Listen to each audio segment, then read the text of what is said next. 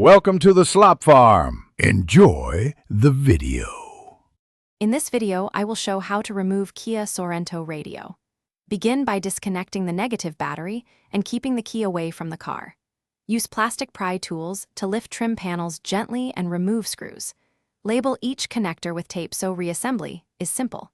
Pull the radio straight out while supporting wiring harnesses and antenna lead. Keep bolts in a small container and test functions after reconnecting the battery to confirm success. In this section, I will explain safe trim removal for the Kia Sorento radio.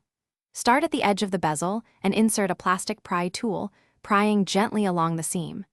Take your time to feel each clip release and stop if resistance increases. Store clips and screws in labeled containers to keep everything organized.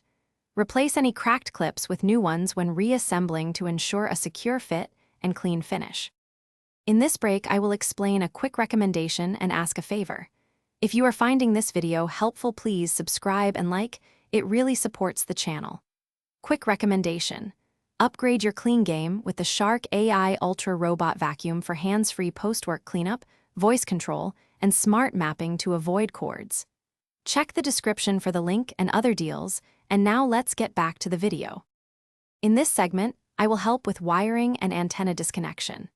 Unplug harnesses one at a time and label them so you know exactly where each goes. Gently twist and pull antenna connectors straight out to avoid damaging pins. Inspect each connector for corrosion and use electrical cleaner if contacts look dirty.